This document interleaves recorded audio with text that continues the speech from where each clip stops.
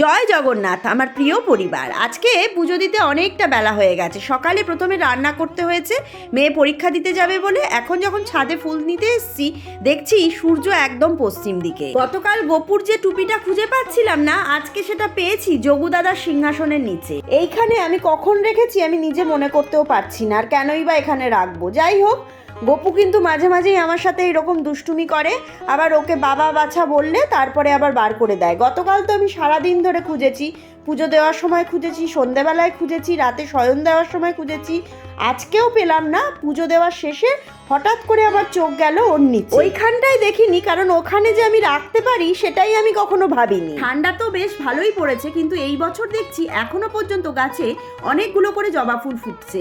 আমি নিচ্ছি, তারপরে যার বাড়ি থেকে আনি সেই বাড়ির দিদি নিচ্ছে। আমার আজকের পুজো হয়ে গেছে। আজকে প্রসাদ পেয়েছি নকুলদানা। জয় জগন্নাথ, হরে কৃষ্ণ, রাধে রাধে।